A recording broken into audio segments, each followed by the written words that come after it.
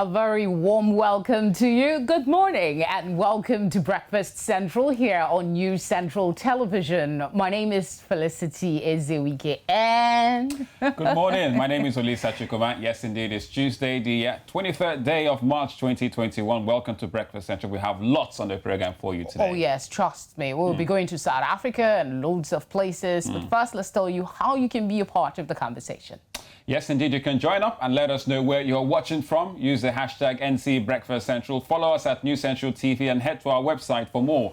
That's newscentral.africa. And also download the News Central mobile TV app. Just head to your Play Store or iOS. Let's quickly let you know what to expect on the show today. We start, as usual, with some stories to keep you up to date with what you might have missed in the news. After that, we have morning tea. We'll take a look at the newspaper headlines across African dailies. Then, of course, we have our impact conversation. Today, we're focusing on 1 year after lockdown in South Africa. How has the restriction rubbed off on the country amid the pandemic? We shall also have Tunji Andrews shed some light on the new flexible exchange rate policy for official transactions adopted by the Nigerian government. We'll bring you some sports update and also from our timeline. The one about Nigeria is... I'm looking forward to it because I couldn't wrap my head around it. I kept reading back and forth all the stories that I could find. It makes absolutely crazy thinking that the CBN has a different one. The finance minister has a different rate for the... Let's not let the cat out of the bag. It's crazy. Yes, Naira to dollar, exporters and importers. Tunji is coming to help us make sense of it. All right, enough of cats, shall we? Let's go straight to the news. Well, the Nigerian parliament has summoned representatives from the Army and Central Bank to explain how trillions budgeted for the purchase of arms in the last 5 years was utilized. Now, the House of Representatives ad hoc committee mandated to carry out the probe unanimously decided to summon the leadership of both institutions after they had earlier shunned an initial invitation. Members who spoke to journalists explained that the investigation will help unravel the growing insecurity in West Africa's largest country.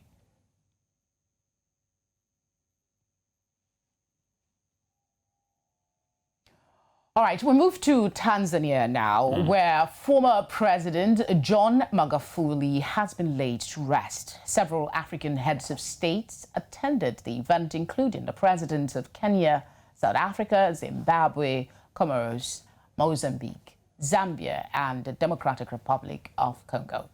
Magufuli died last Wednesday from what authorities said were heart-related complications. So we've been following news about the line in state. A bit of a the sad story, yes. A man lost his wife and kids, and I just... May their soul rest in peace, really. Yeah. It's unfortunate that he died and some citizens are dying along with him. Yeah, it's quite sad, the stampede. About 4 people dead from what the news we're following. And it does show, yes, on one hand, that he was quite a loved president, Magufuli of Tanzania. But those who have passed away in the stampede, it's quite a sad story. Yeah, the father that lost the wife, something he said that really broke my heart was he said, when people are around him, he doesn't really feel the magnitude of the loss. But when there is no one around him, he feels overwhelmed. All right, let's move over. More news right here. This time we're going straight about the United Nations Refugee Agency has assured that it is working with the Mozambican authorities to monitor and respond to the needs of displaced and host communities. Now, the Assistant High Commissioner for the UNHCR's protection, that's Gillian Triggs, stated this after a meeting with some displaced persons who shared their experiences and concerns. The displaced population remains significantly vulnerable to gender-based violence, both when they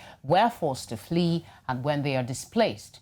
The region is also still recovering from climatic shocks, including cyclones and flooding and recurrent outbreaks of waterborne diseases. This is a true humanitarian tragedy, a disaster that brings all sorts of protection needs for these women, for the men and for the children.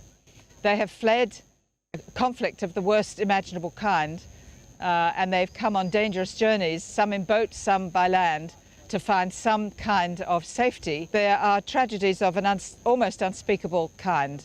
I've been speaking to the women here who've agreed to speak to me, and they are caring for other people's children. I spoke to a grandmother whose daughter was killed during the conflict, and the father of the child was beheaded, and the grandmother is now caring for that child. Another woman I met is caring for a stranger's child who's now orphaned. So this is common in this community now, where the women are caring for each other's children, where the parents have been lost.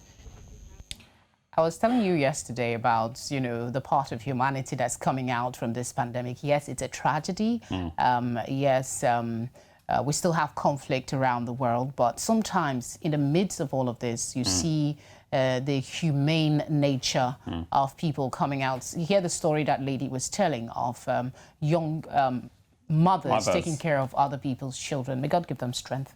All right, finally, on updates, Tunisia has become the first country in the region to launch a locally made satellite. Challenge 1 is the name, and it's owned by Tunisian telecom company Telnet. It was launched into space yesterday on board a Russian carrier rocket. Now, the project started back in 2018, though, by a group of young Tunisian engineers and was supported by Tunisian experts based abroad, including a member of the latest Perseverance NASA mission to Mars. Now, Tunisia's President Kais Saied hailed the occasion as a source of pride. All right, so we've got a Tunisian satellite which has gone into orbit. Some cheering news for a change, like the past two stories was just... we have liftoff, right? So there you have it. So it's not Houston we have liftoff, it's Tunis, Africa we have Yes, indeed. liftoff. Congratulations to them. We're looking into more big things to come. All right, up next, yes, it's all about the morning tea.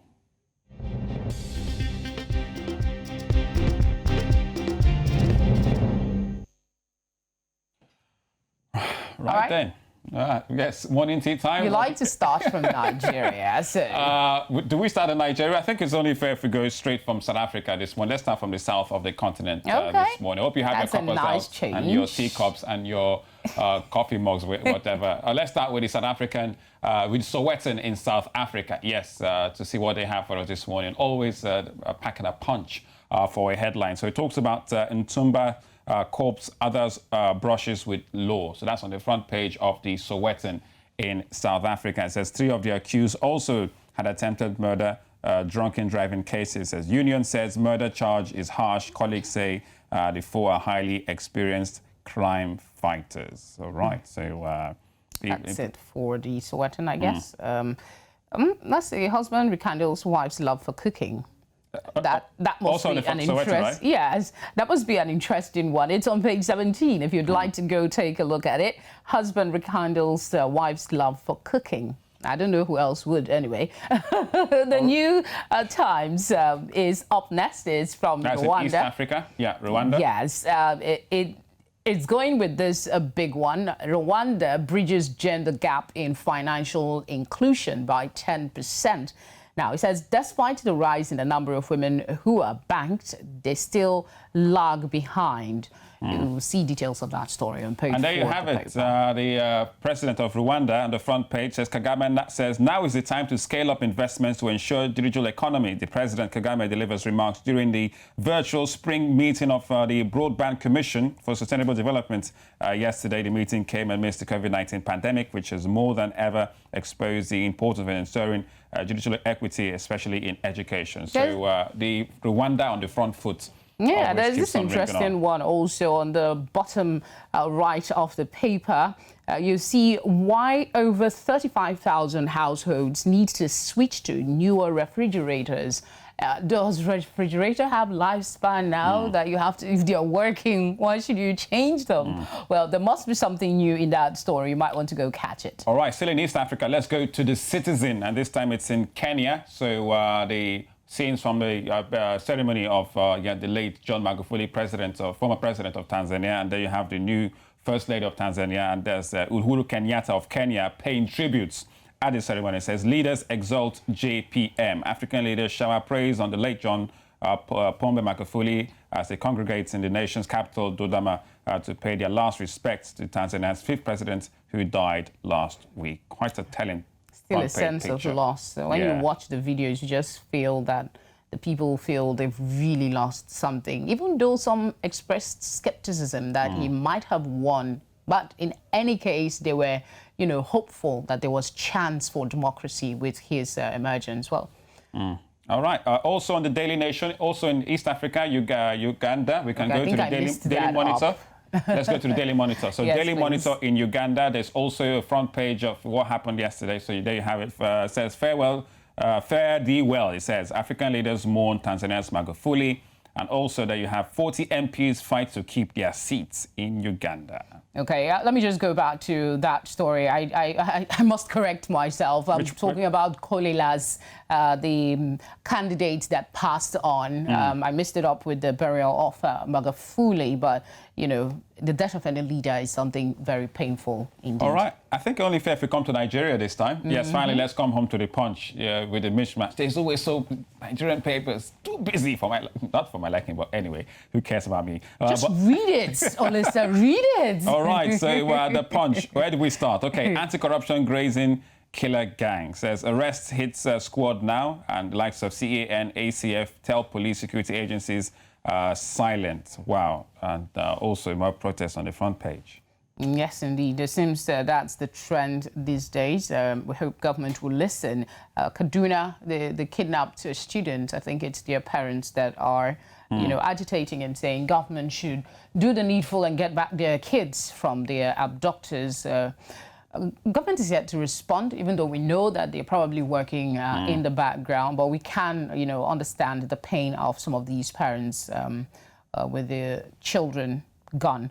There are some stories there as well. Let's just take this one quickly. Still on the front page of the Punch, yes, right? of the Punch. You said FG orders immediate resumption of domestic flights catering services. That's good for those that fly regularly. Okay, because I think we're going into 1 year since the pandemic, so I'll be keen to see how the aviation industry has perhaps looking to rebound after what has been quite a terrible year of shocking losses in terms of funds. And well, I think there you have it for the front pages this morning. We went down south with the Sowetan in South Africa, went East Africa, where it was all about the laying state for the former president John Magufuli of Tanzania, and then came to West Africa with the Punch in Nigeria. Yes, well, I think we've earned ourselves a deserved much breather. Yeah, I'm still raring to go with more papers that we have here, but of course we need to work with time. We'll go on a short break, and when we come back, we'll be having our first Impact conversation, and our guest today is a familiar face on this channel. She'll be sharing some light on what's going on in South Africa. Don't go away.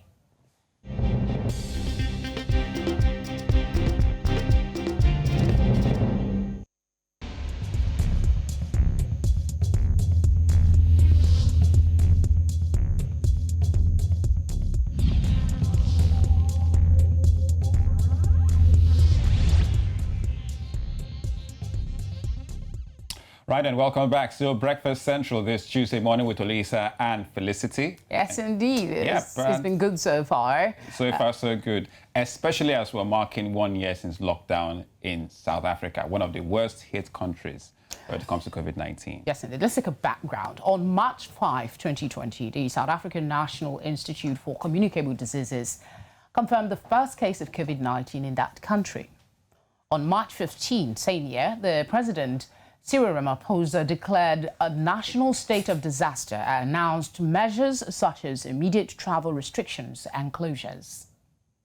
Well, this week, South Africa marks 1 year of lockdown, and the country has had one of the longest lockdowns globally, varying in intensity based on the stages publicized by the government. Now, the country is currently on level 1 of lockdown, meaning that most economic and social activity is allowed with some limitations in the country. So far, the country has recorded 1.5 million cases with 1.46 million recoveries and 52,111 deaths, making it the highest in Africa and the 16th highest number of confirmed infections worldwide. Now, joining us is Diane Hawker, South African journalist and editor. Welcome to The Breakfast. Let's get on to it. This coming Friday, good morning, your country will officially have been in lockdown for a full year. Citizens had a few days to prepare for this. What were the most significant things you can recall about the initial announcement? Well, I think, one of the things that strikes me now a year later is that at the initial announcement, everybody was preparing for 21 days of lockdown. And that 21 days has now extended to a full year. There was a lot of panic buying at the outset, a lot of concerns about when people would be able to see their family members, because the first lockdown was quite a strict lockdown. You were not allowed to travel to other provinces. You were, in fact, not allowed to travel much further beyond your own neighborhood. You could go to other parts of the city if you were going for work or if there was a compelling reason, but you had to have a permit to do that kind of travel because there were a number of roadblocks that were set out. Looking at where we stand now, we've kind of become accustomed to a different kind of life, a new normal. We've become accustomed to having some sort of lockdown, even though not as extreme as what we first experienced. Masks are just part of the normal, outfit that you wear for every day. Sanitizing at entrances to shops and malls, that's also become extremely normal now, as well as the fact that at some point the president might announce a change in our lockdown schedule, and that's also become part of what we've become accustomed to. Right, Diane. I remember, at some point, even we saw military personnel on the streets of some parts in South Africa to enforce lockdown sometime last year when the pandemic sprang up. But in what ways has lockdown most impacted life in South Africa in general? I think, yes, you're right. The military being on the streets of South Africa, that was an extremely unusual thing. Where there were certain instances that, you would have military, but it was usually when there's something major happening, when there was, some kind of threat. So if there was a very high spike in crime, you might see that there would be a request for military assistance. Around election time to help with monitoring, there's also often a request for the military. But government doesn't often deploy military. So we knew that when the military was on the street that this was going to be quite an unusual, period going forward. Other ways that our lives have been affected have really been that the public space has become much more closed down. You don't see big public events or festivals like you used to see before. This year is an election year, and one of the biggest changes that we're seeing is that there's no major campaigning taking place ahead of the local government elections, which are meant to take place later this year. Even our State of the Nation address that was earlier on in February was a completely different event. It's usually characterized by pomp and ceremony, parades in the streets of Cape Town. And it was so subdued. It was actually quite strange to watch because you had a hybrid parliamentary sitting where some MPs were in the House, but others were in their own homes. So we've just become accustomed to a really different type of life, as well as obviously those numbers coming out from government every day to say where we stand with the COVID-19. Yeah, as we were talking, I was thinking about in some parts of the world, there's been some protest against lockdown measures. Have you seen a scenario like that in South Africa? Are the people, antsy, so to speak, with the lockdown and the impact it's having on their lives?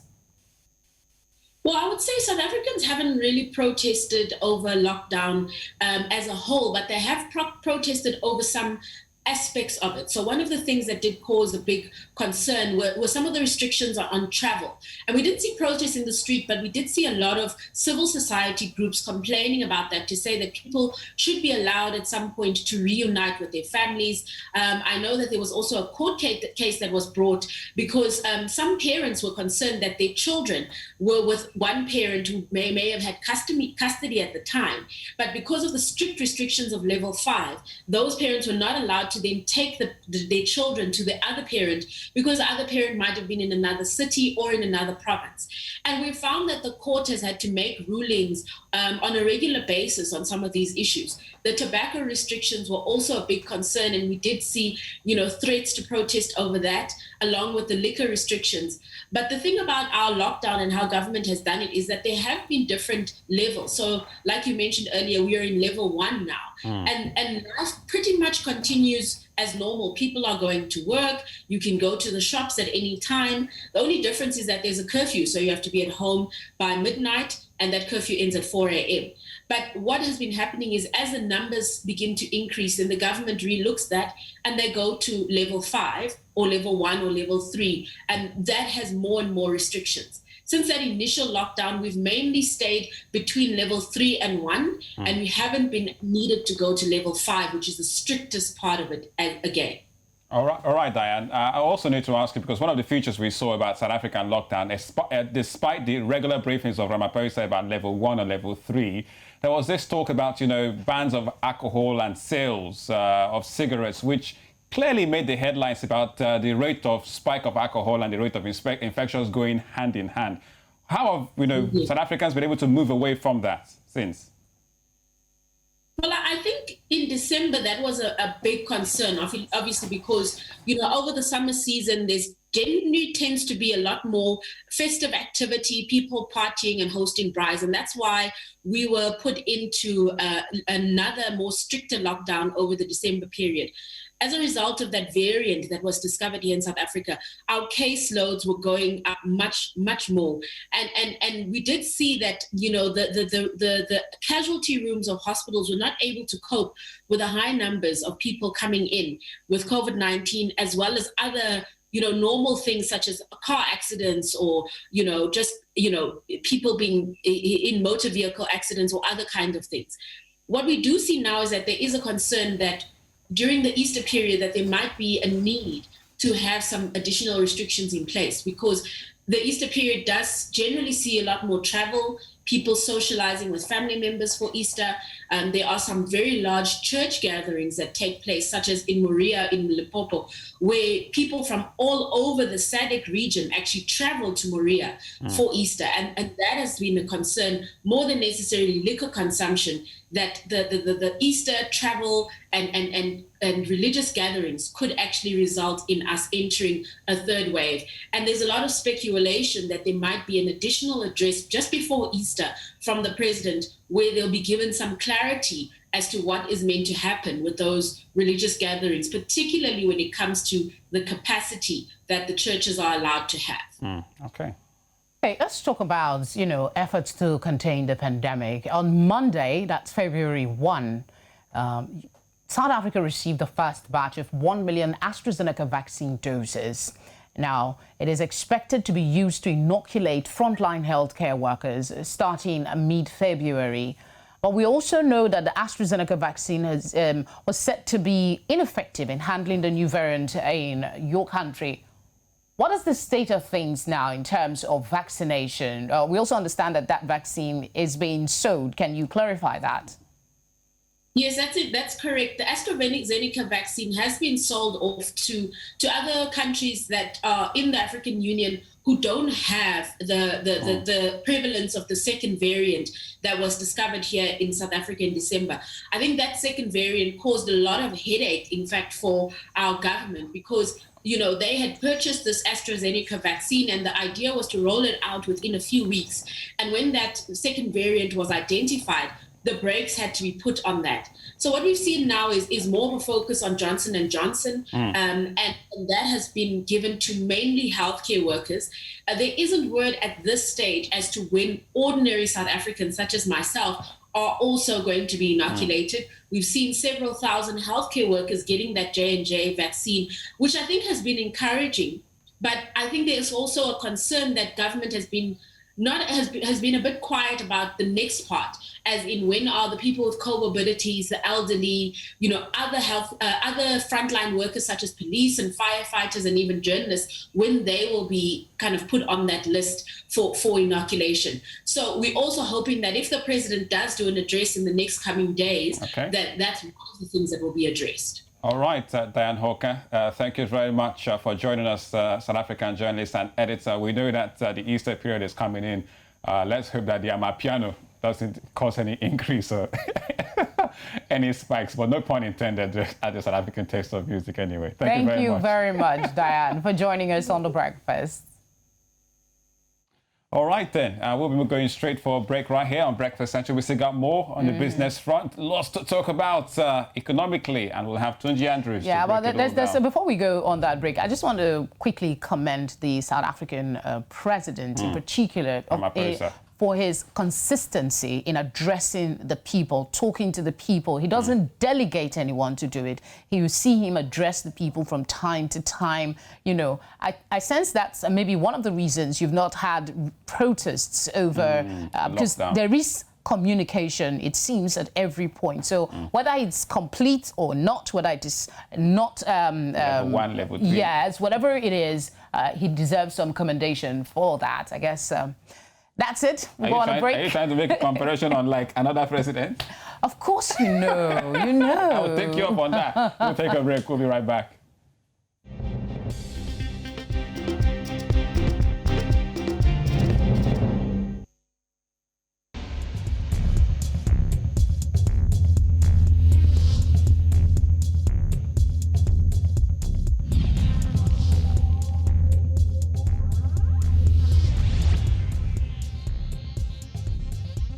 Very happy to know you're still watching Breakfast Central with Onochie and Felicity. I want to talk something that is on everybody's mind at the moment, and that's the sort of free exchange policy that's coming up with the Nigerian government. That's where we'll kick things off now. Yes, indeed. Now, Nigeria has adopted a new flexible exchange rate policy for official transactions. Now, this seemingly makes the third devaluation of the Naira in a year. Now, the flexible exchange rate had previously only applied to investors and exporters and to government transactions. The NAFEX, as the flexible rate is known, has averaged 410 Naira to a dollar since the beginning of the year and compares with CBN's old fixed rate of 379 Naira.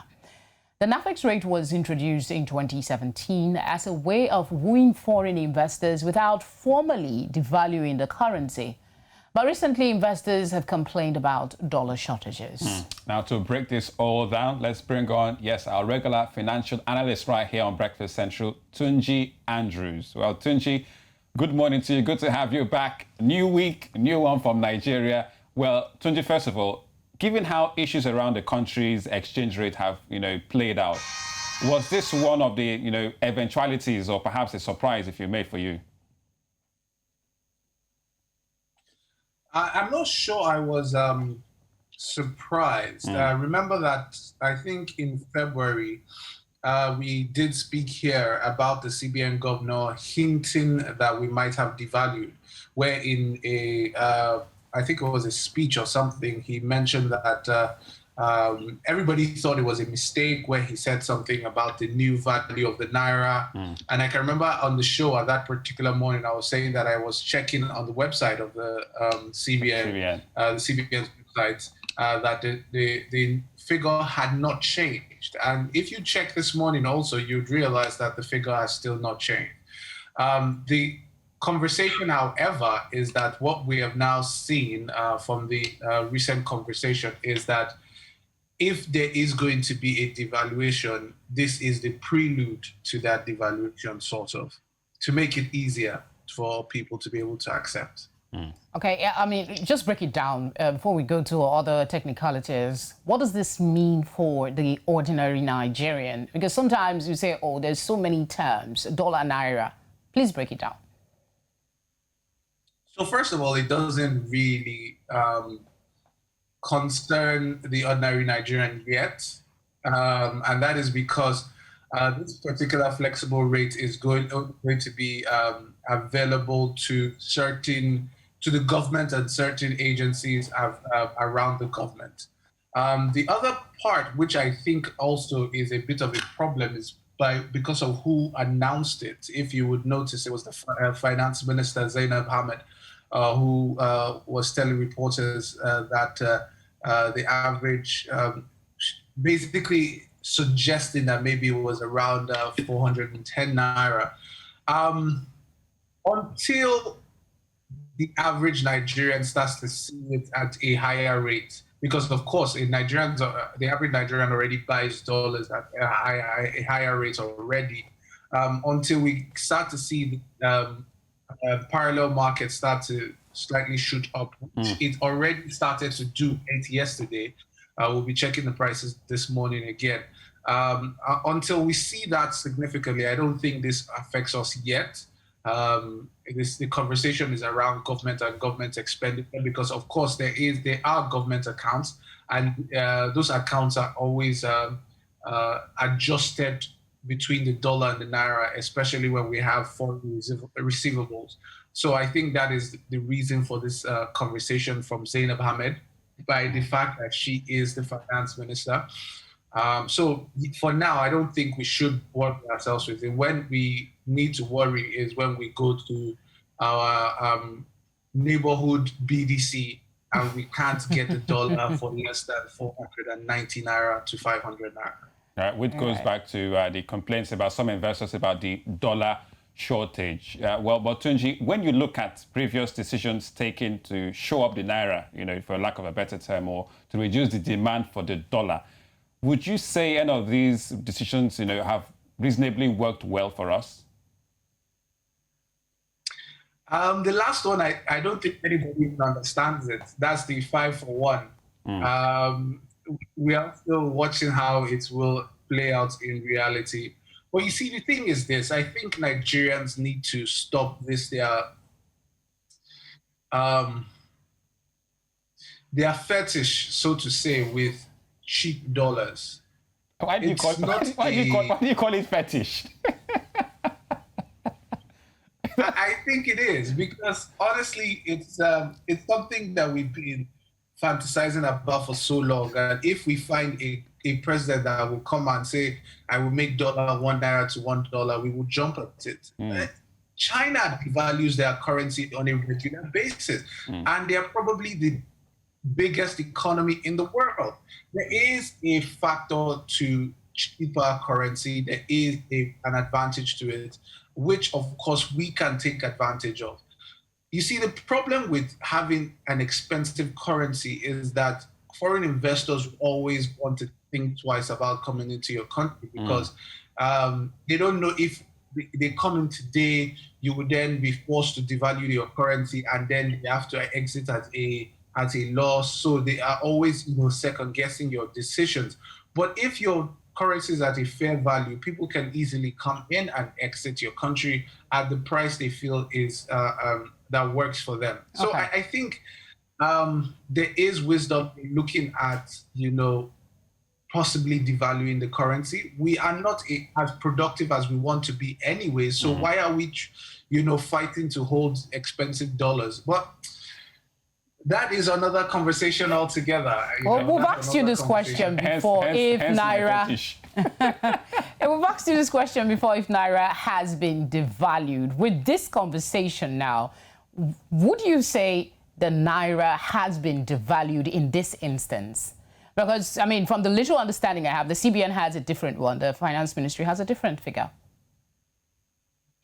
Well, no, they can't have a different figure because technically, the finance minister still, the CBN governor still sort of has some sort of reportage to the finance minister, maybe not in terms of answering to her, but maybe in context of collaboration. So there is an agreement on what she's saying. There's definitely an agreement on it. It's just that the CBN has not been very clear on where it stands. I remember, like I said, I think it was in February where he was giving a speech somewhere and he was talking about the value of the Naira and he said the value of the official rate and then he said the value of the parallel market where he mentioned 410 or something like that. All right. And everybody was like, oh, have we devalued? So I don't think they are speaking different things. It's just that the CBN has not been clear with us yet. Okay, in the interest of time, if you can answer this in, say, 30 seconds, I know it's a stretch, but what is the effect, in your thinking, this might have on the economy? It just means that more Nigerians are poorer if it does happen. Your 100K salary effectively becomes less, except of course you're not buying anything that has to do with dollars. So yes, you just become slightly poorer. All right, thank you very much, Tunji, for always being with us on The Breakfast. It's appreciated. Tunji Andrews, founder of WABA and financial analyst, once again. Well, perhaps maybe some cause for alarm. I don't think so. From what he's saying, it won't, except you deal on dollars on the regular, you might not really feel the impact of this decision. Maybe it's for the big wigs, so to speak. The foreign investors who are being wooed, but they have to worry about the value of the naira. Yes, indeed. Shortage of the dollar. Right sports. Then, we've still got more to come. Yes, sports up next. Don't go nowhere.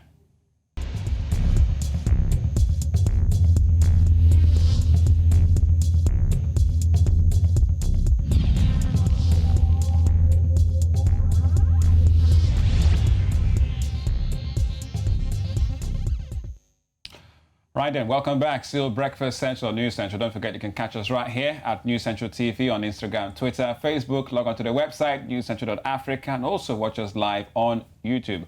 Right then, time for some sports, and I'm not going to be doing this alone. I've got, as always, the First Lady of Sports right here of News Central. Such a title on here for you. Onye Obaro, good morning. Wonderful title. Good morning, Olisa. Let's get into the game. All right, speaking about the game, looks like Eyimba had a victory last night in the NPFL. Just a couple of fixtures we saw, right? Few games.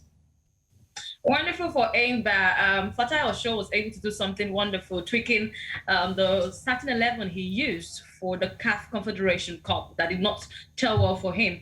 Was able to do some tweaking there in that starting 11, and that earned him that win. Just one goal to Sunshine Stars. They were able to just remind Sunshine Stars of their woes, their injury woes, their wrong tactical plan, their place in the position in the league management. I'm talking about the NPFL table there. And I would say it's an away win, good away win for Eyimba, being the fact that they had two of their players, had to just show up for them in that game in Lagos and then move to the Super Eagles camp. So I would say it's a good win, a good way to wrap up before the international break, as they say. All right, I hope we can just have a couple of the results there. Eyimba, an away victory for them. The likes of Enugu Rangers also having a victory against Nasarawa United by 2 goals to nothing, and the likes of Takada FC also getting a 1-0 victory. Right then, now let's go straight to the big one. I hear that the Eagles have landed. You tell me all about it.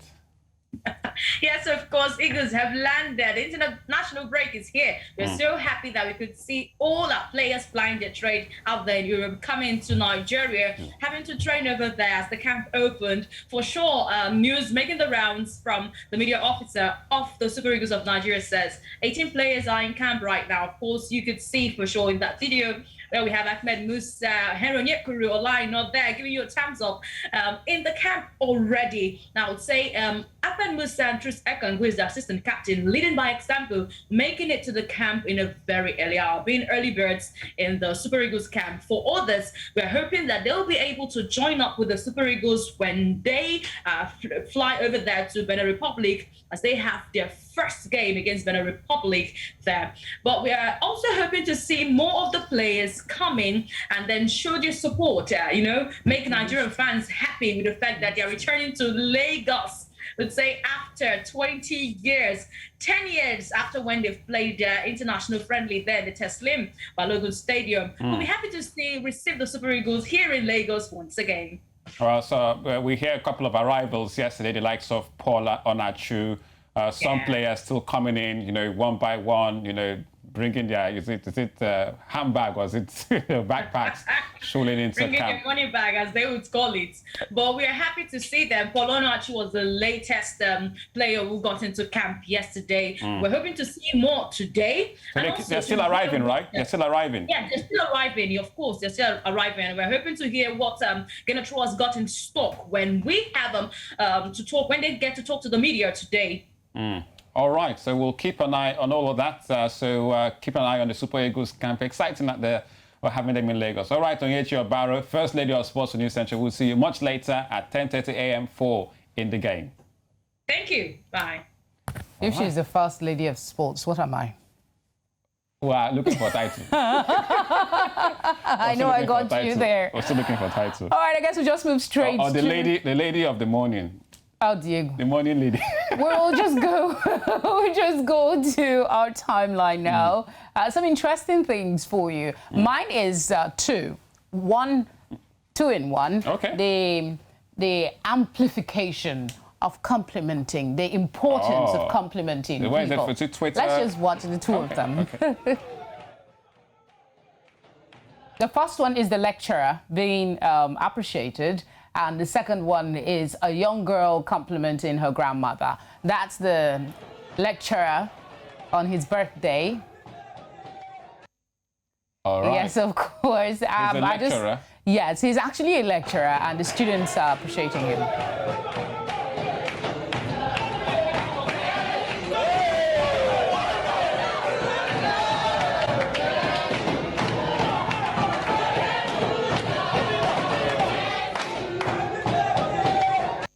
Right. Yeah, and then let's just play the other one before I say anything. Very beautiful. Yes. Really? Yes. You're not too bad, darling. Oh, I thank you very much. You've got a lovely smile. That's nice. Okay, so I'm just saying, we have a responsibility to make each other feel better. You can see the smile on that old woman's face. Immediately the girl said, "You're beautiful." A compliment goes a long way. So if you see something nice about a person, it's not always about complaining. If you see something nice, say you look nice today. Yeah, and the first one was a lecturer who was being Lecturer celebrated. was celebrated in Niger. Amazing. I think it's a good thing that we still have lecturers whose students hold in such high esteem. Yeah. Not a lot of lecturers can get that lucky. Then the other one, before we come to you, a government official, Lauretta, is talking about the kind of lifestyle you flaunt on social media. Let's have it on the screen now. I'll just read it up. Okay, lifestyle audit is now legal in Nigeria. Those who flaunt lifestyles they cannot afford can now be investigated by any of the graft agencies to produce evidence of the sources of your wealth. You can now be called upon to explain how you acquired certain properties. That's Lauretta Onochie. Remind me who she is again. She is an aide to the president. Okay, so she's speaking authoritatively. Okay, let me read what I just read right now. This is in Nigeria, all right. If you go and put a Lamborghini and you don't really have a Lamborghini. Lifestyle audit is now legal in Nigeria. How legal? Who passed it? Is it by law of the president, or was it passed to the Senate, or was it debated? We are journalists, we'll go and investigate. But for now... No, wait, listen. What is the meaning of lifestyle audit? Yes. I will speak my language for Those you who now. flaunt lifestyles they cannot afford. What's the meaning of flaunt lifestyles you cannot afford? What's that supposed to mean? Are you asking the viewer, or you are supposed to be providing the answer? Investigation, yes, for graft, investigate. No, but bottom line is audit yourself before you get audited. Over to you now.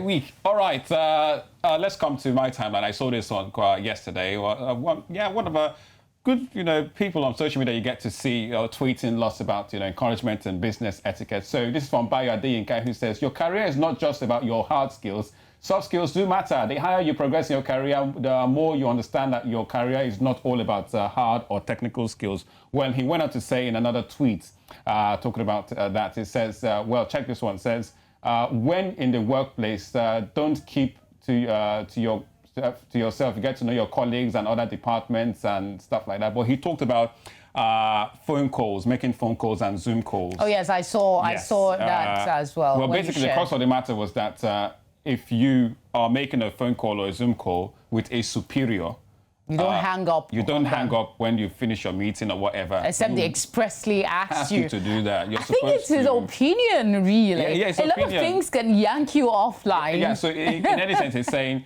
once you are with your superior on phone or on Zoom professionally, you are supposed to wait until they hang up or tell you to go away.